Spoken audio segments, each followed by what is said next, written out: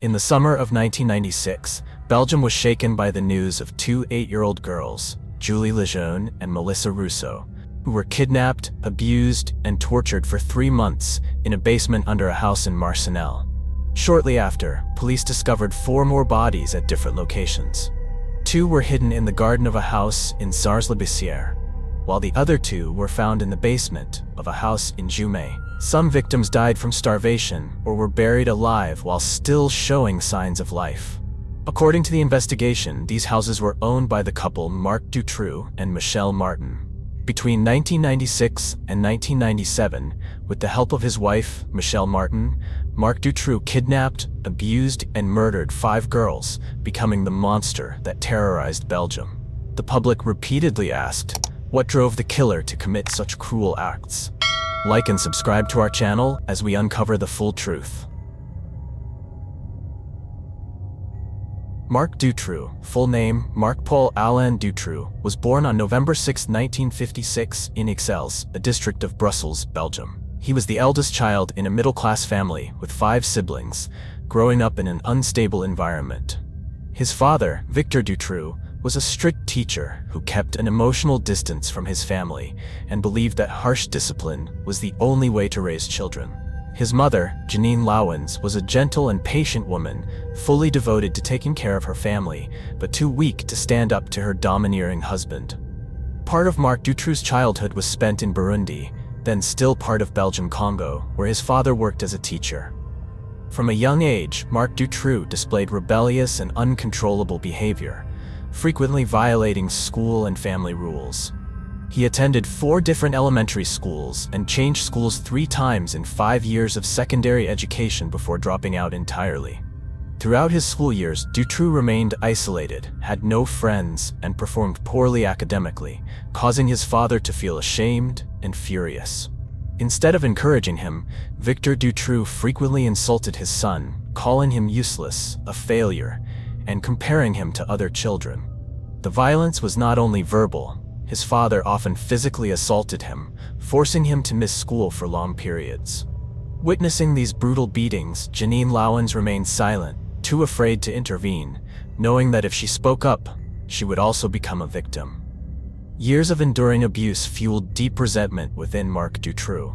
He grew up with a hatred for his father's cruelty, but at the same time, he despised his mother for her weakness. Deep inside, he gradually developed the belief that the strong have the right to dominate the weak, a mindset that later influenced his horrifying crimes. When Marc Dutroux was 9 years old, Burundi gained independence, forcing his family to return to Belgium and settle in the village of Oba, Hainaut province. When Dutroux turned 16, his parents divorced, marking a major turning point in his life. He not only lost a complete family, but also felt completely abandoned. After the divorce, he continued living with his mother, but their relationship became more distant than ever. When she started a new relationship, Dutroux felt excluded, and as if he no longer had a place in the family.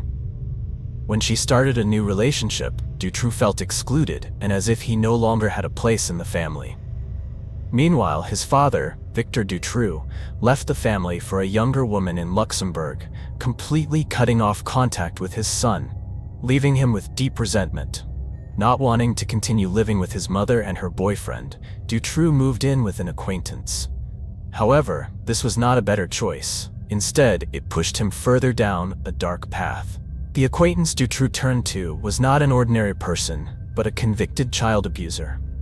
This person helped Dutroux rent a room on the first floor of a fast food restaurant in Charleroi, a place known as a gathering spot for the local gay community. During the day, Dutroux worked as an electrician in a factory, but at night, he sank deeper into a depraved lifestyle, willing to do anything for money and to satisfy his thirst for power. He sold sexual services to the very acquaintance who had helped him rent the room, as well as to other gay clients. It was not about the money. Instead, Dutroux began to enjoy manipulating and controlling others. Despite trying various jobs, he was consistently impatient, easily bored, and never took his work seriously. He always believed that honest work was not meant for him. After working in a factory for a while with meager wages, Dutroux realized he did not want to be an ordinary laborer. He needed a faster, less restrictive path, one that would give him power. With this in mind, he entered the world of crime, experimenting with various illegal ways to make money, such as drug trafficking, theft, and selling stolen vehicles. His illegal activities quickly allowed him to amass considerable wealth. Not only did he buy luxury cars and live extravagantly, but Dutroux also invested in real estate, owning up to 7 valuable properties, creating the image of a successful man. However, behind this glamorous facade, Dutroux remained a resentful, hateful man, always seeking to impose his power on those weaker than him. In 1975, when Marc Dutroux was 21 years old, he met his first wife, Françoise Dubois, at an ice skating rink in La Louvière. At that time, Dubois was only 16, young, carefree, and unaware that she had fallen into the sights of a dangerous man. Attracted by Dutroux's appearance and experience, Dubois quickly entered a captivating relationship, believing she had found a strong man who could protect and take care of her. In 1976, just 1 year after meeting, Dubois agreed to marry Dutroux. They moved to Haine-Saint-Pierre, where they had 2 sons, but the dream of a happy family quickly crumbled. The marriage soon fell apart. Dubois realized that her husband was no longer as gentle as before. Dutroux gradually became controlling, extremely jealous, frequently irritable, and prone to outbursts of anger for no reason. He began spending less time with his family, frequently absent from home, spending his nights at ice rinks and nightclubs, where he devoted most of his time to approaching younger girls. In 1981, Marc Dutroux met Michelle Martin, a young woman with a gentle appearance. In 1982, Dutroux decided to confess this relationship to his wife, Françoise Dubois, with a strange proposal. He wanted all 3 of them to live together as a family. Dubois firmly refused, unable to accept such an arrangement. The already fragile marriage became irreparable, leading to an official divorce in 1983. Immediately after the divorce, Dutroux moved in with Michelle Martin in Dutroux, starting a new life. Not long after they moved in together, Michelle Martin became pregnant with their first child, the first of 3 they would have together. However, their family happiness was merely a facade. Even while Martin was pregnant, Dutroux continued searching for other women, pursuing extramarital affairs despite Martin's presence. According to statements from Michelle Martin's friends and family, Dutroux not only controlled her strictly, but also frequently threatened and used violence to assert his power over her. Manipulated by Dutroux, Martin gradually lost her independence and became entangled in his dark world. He did not just turn her into a submissive woman, but also dragged her into a life of crime. Dutroux quickly trained Michelle Martin to be his accomplice, making her believe he was the only one who could protect and guide her life. In 1983, Dutroux began making money through thefts, involving Martin in these crimes. The 2 wandered around, targeting abandoned construction sites, stealing scrap metal and other materials to resell for profit. During one of these thefts, Dutroux accidentally reunited with Patrice Charbonnier, an old acquaintance. After a conversation, the 2 realized they could collaborate on bigger crimes. Charbonnier, as a postal worker, had access to addresses and daily routines of many elderly people living alone. This made it easier for Dutroux to plan attacks on the most vulnerable targets. That same year, Dutroux and Charbonnier carried out a daring robbery, targeting an elderly woman in Haine-Saint-Pierre. Although the crime was not immediately discovered, by 1985, Charbonnier was arrested. During interrogation, he confessed to all the crimes he had committed with Dutroux. The police had enough evidence to arrest Dutroux and detain him for a month. However, he was released before a formal sentence was issued. After being released, Dutroux not only continued his theft activities, but also escalated his crimes by targeting young women, using violence and coercion to satisfy his desire for control. From January to December 1985, Marc Dutroux carried out a series of planned kidnappings and assaults, targeting at least 5 victims.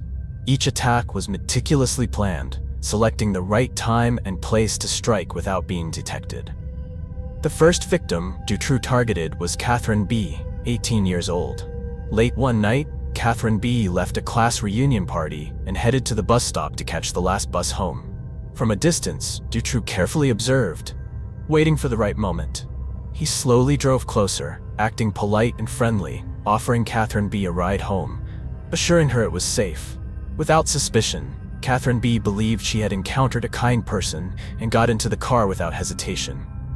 After about 15 minutes of driving, Catherine B. started to feel something was wrong. The road ahead was increasingly deserted, with no houses or streetlights, and Dutroux had fallen into an unsettling silence. He no longer appeared friendly as before. Instead, his gaze became cold and calculating. When the car stopped on a remote road, Catherine B. could feel the imminent danger. Dutroux got out of the driver's seat, approached her with a threatening stance, and forced himself on her, leaving her completely shocked and terrified. Out of fear, Catherine B. didn't dare to scream for help, only trying to stay calm, hoping the ordeal would end soon. After assaulting Catherine B., Dutroux let her go, but threatened that if she told anyone, he would come back to punish her. Catherine B. feared retaliation, so she decided to remain silent and let the incident pass without reporting it to the police. The next victim was Sylvie D., who was believed to be the youngest victim targeted by Dutroux in 1985. On June 7, 1985, Sylvie D. was kidnapped on her way home from school. Dutroux approached her in his familiar car, telling her that her parents had asked him to take her home. Sylvie D. let her guard down and agreed to get in the car. After taking Sylvie to a secret location, Dutroux held her captive for a short period. She was completely terrified and did not understand what was happening. John Van Petegem, a new accomplice of Dutroux, was believed to have assisted him in this case, helping him capture Sylvie and take her to the holding site. Later, on October 17, 1985, Dutroux, along with Michelle Martin and John Van Petegem, continued their crimes by kidnapping Maria Fyth, 19 years old, using a similar approach to lure and capture her. 2 months later, on December 14, 1985, the group kidnapped Axel D., 18 years old, again using their well-practiced tactics. Just 4 days later, on December 18, 1985, Dutroux committed another attack, this time targeting Elizabeth G. After assaulting his victims, most were released, a tactic Dutroux used to avoid immediate detection, as he believed they would be too scared to report him. However, one of the 5 victims decided to come forward, providing detailed information and descriptions of the perpetrator and his accomplices. In 1986, after an extended investigation, Marc Dutroux, Michelle Martin, and John Van Petegem were arrested and detained at Jamieul Prison, awaiting trial. 3 years later, in 1989, the trial of Marc Dutroux, Michelle Martin, and John Van Petegem officially began, attracting significant public and media attention. Marc Dutroux was sentenced to 10 years in prison, while Michelle Martin received a 5-year sentence. Additionally, Dutroux was given another 3-year sentence for a 1983 robbery and an extra 6 months for minor thefts. John Van Petegem was also punished with a 6.5-year prison sentence. After the sentencing in 1989, Dutroux was transferred to Bergen Prison to begin his sentence. John Van Petegem was released in 1991, but soon died in a traffic accident. Despite being sentenced to a total of 13 years, Dutroux served less than 3 years due to good behavior. By 1992, he was granted early release, sparking public outrage. After being freed, there was no mechanism to monitor Dutroux's behavior, allowing him to return to a life of crime without any obstacles. From previous kidnappings and assaults, Dutroux realized a major risk, releasing victims after the attack. He understood that if they reported him to the police, his chances of getting caught would be high. The idea of building a secret underground bunker to imprison victims for extended periods began to take shape. Marc Dutroux purchased several cheap properties in Charleroi, Belgium, but focused particularly on a house in Marcinelle, which later became the base for his crimes. At this location, he secretly modified the house's structure. Using his mechanical knowledge, Dutroux personally designed and built a small prison cell with a concealed entrance and a basic ventilation system. He dug deep into the basement, expanding a small space of just about 2 meters by 1 meters, barely enough to hold 2 people. The bunker was incredibly cramped, with no windows, only a small ventilation hole to allow air circulation, causing those imprisoned to deteriorate rapidly both physically and mentally. The interior was damp, dark, and had poor sanitation. He placed only a small mattress and a few minimal items inside. He paid special attention to soundproofing, designing the entrance with thick concrete reinforcement to prevent any noise from escaping. Dutroux installed a trapdoor system carefully concealed under a wooden plank, making the bunker completely invisible to anyone visiting the house. After completing the secret bunker, Dutroux began executing his criminal plan. Dutroux realized that he couldn't carry out everything alone, so he turned to Bernard Weinstein, a former accomplice with experience in smuggling and theft. He convinced Weinstein that they could make millions by kidnapping young girls and selling them abroad. Dutroux painted a promising picture, making Weinstein hesitant at first, but eventually persuading him with the promise of enormous profits. Once they reached an agreement, the two began listing potential victims. Initially, Michelle Martin was unaware of Dutroux's plan. However, over time, he manipulated her mind, instilling twisted thoughts and distorting her moral compass. Dutroux convinced Martin that the kidnappings were not crimes, but a way to care for the children, making them part of a greater plan. Although she did not directly participate in the abductions, once she knew the truth, Martin chose to remain silent instead of stopping Dutroux. Dutroux often pretended to be a good man, appearing near schools to approach children. He carefully observed their habits and planned every detail before making a move. He selected victims based on their vulnerability, focusing on girls who frequently walked alone without strict parental supervision. Dutroux meticulously prepared everything needed for swift action, including a soundproof van, duct tape, ropes, and sedatives to ensure the victims couldn't resist or call for help. He conducted trials, appearing in parks or public places, pretending to ask for directions or offering rides to observe children's reactions, refining his approach for future attempts. Dutroux practiced using sedatives, experimenting with speed and dosage to ensure victims would lose consciousness quickly before they could cry for help. After weeks of meticulous surveillance, he identified Julie Lejeune and Melissa Rousseau as his first victims, as the two girls often played near their homes without adult supervision. Julie and Melissa, both 8 years old, often played near their homes in Gras-Helone. On the afternoon of June 24, 1995, Marc Dutroux and Bernard Weinstein drove a white van to the Gras-Helone area. He pretended to ask for directions, using a friendly tone to create a sense of safety, trying to approach Julie and Melissa as naturally as possible.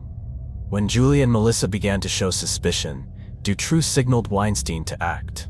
Within seconds, they quickly covered the girls' mouths and dragged them into the van, shutting the door and driving away before anyone noticed.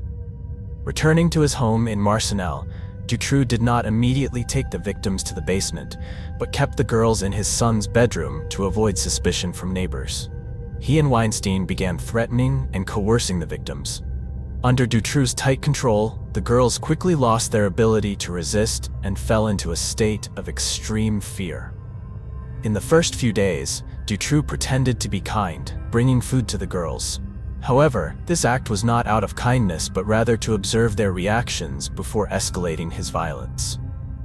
Less than a week later, when Dutroux saw that Julie and Melissa had completely lost hope, he decided to transfer them to the secret bunker in the basement. There, Dutroux began committing his most horrific acts, while recording everything on video. Nearly 2 months later, on August 22, 1995, Marc Dutroux and Michel Lelièvre carried out another crime. And Marshall, 17, and Aphia Lambrex, 19, were on their way home after attending a performance in Westende. As they had no means of transportation, they decided to hitchhike to Ostende. Marc Dutroux and Michel Lelièvre happened to be driving by and noticed that the two girls were completely off guard. They stopped the car, acted friendly, and offered help. However, as soon as Anne and Aphia got in, the doors were locked. On the way back to Marcinelle, Dutroux gave them water mixed with sedatives, causing both to quickly lose consciousness. Unlike Julie and Melissa, Anne and Aphia were not immediately taken to the bunker, as Julie and Melissa were still imprisoned there. Dutroux kept the two girls in his son's bedroom, just as he had done with Julie and Melissa before. However, Aphia proved to be stronger and more resilient, constantly trying to resist and escape. She even came close to escaping twice, but was caught by Dutroux. Dutroux soon realized his critical mistake. Keeping 4 victims at once was impossible to control. Fearing that one of them would escape and expose everything, Dutroux made a ruthless decision. He had to kill Anne and Ifya to eliminate any risks. In September 1995, after days of deliberation, Dutroux decided to proceed with the murders of Anne and Ifya. According to Michelle Martin's later testimony, Dutroux drugged the victims and, together with Bernard Weinstein, took them to an isolated area near Weinstein's home. While Anne and Ifya were still drowsy from the drugs, Dutroux and Weinstein dug a deep hole and buried the 2 girls alive under the cold ground.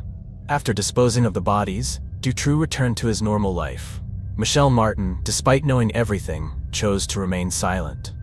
At this time, the police still suspected nothing, and Dutroux believed he was safe, able to continue his crimes without being discovered.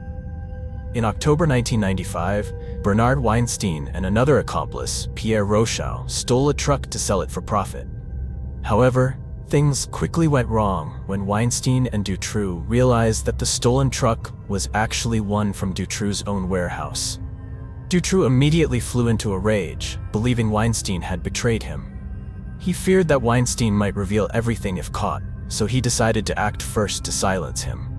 Just one day after the truck theft, Dutroux drugged Weinstein and then took him to the backyard of the house in Sars-la-Bussière, where he had previously disposed of his victims. In the cold night, Dutroux dug a deep hole and buried Weinstein alive, just as he had done with Anne and Ifya. In December 1995, Dutroux was temporarily detained for his involvement in the truck theft.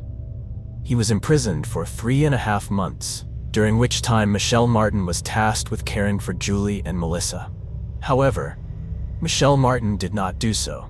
Instead of providing food and water, she left the 2 girls in the dark basement, causing Julie and Melissa to quickly weaken. When Dutroux returned in March 1996, he found the 2 girls completely exhausted. Not long after, Julie died, followed by Melissa. Once again, Dutroux took the victims' bodies to the backyard in Sars-la-Bussière, where he had previously buried other victims. Julie and Melissa were laid to rest right next to Bernard Weinstein. Afterward, he continued searching for new victims. At the end of May 1996, in the city of Caen, a small town near Tournai, his eyes settled on Sabine Dardenne, a 12-year-old girl with blonde hair, small stature, and an innocent look. He watched her for days, memorizing her school schedule, the route she frequently took, and the times she was alone. Seeing a perfect opportunity, Dutroux decided to act on May 28, 1996.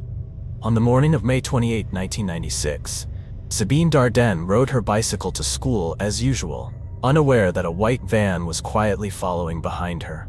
When she reached a deserted road, Marc Dutroux stopped his vehicle, opened the door, and waved for Sabine to come over. He pretended to be a family acquaintance, saying that her parents had sent him to pick her up, claiming that there was an emergency and he needed to take her to a safe place. When Sabine hesitated, he stepped out of the car, showing concern, and gently reassured her that there was nothing to be afraid of. Dutroux used his words to manipulate the victim's mind, gradually lowering Sabine's guard. Despite still having some doubts, under Dutroux's continuous persuasion, Sabine eventually believed his words, leaving her bicycle by the roadside and stepping into the kidnapper's vehicle. Upon returning to his house in Marcinelle, Dutroux executed his plan systematically. He led Sabine down to the basement, opening the heavy steel door leading to the cramped, dark room he had prepared in advance. He manipulated Sabine's young mind, telling her that her parents no longer wanted her, that they had handed her over to him for care. These words cut into Sabine's mind like a knife, gradually making her lose hope of being rescued. Dutroux forced Sabine to call him master, and threatened that if she did not obey, she would be punished.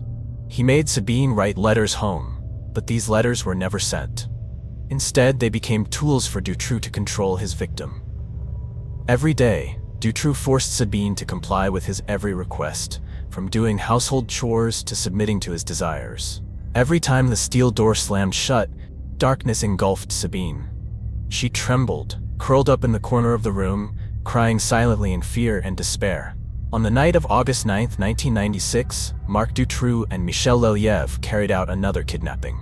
This time, the victim was Laetitia Delhaize, a 14-year-old girl from Beatrix, Belgium. Dutroux used the same strategy, following Laetitia as she left the swimming pool and walked home alone.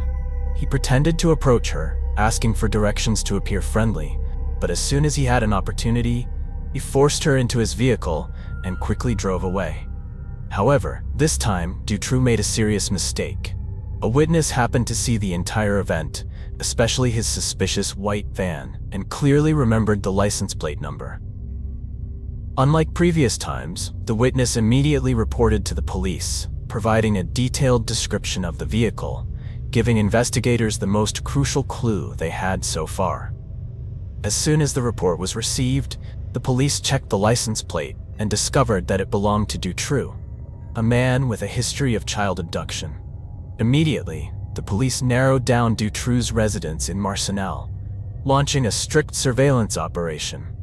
After days of monitoring Dutroux's movements, the police decided they could not wait any longer. They believed the victim was still alive, and time was critical. On August 15, 1996, the police officially launched a raid on Dutroux's house. The moment the door was broken open, a horrifying secret was revealed, marking one of the most shocking events in Belgium's criminal history. At first, the police did not find anything unusual. But just as they were about to leave, an officer heard a faint knocking sound from beneath the ground. After breaking through the wooden planks, the police found a heavy iron door locked from the outside.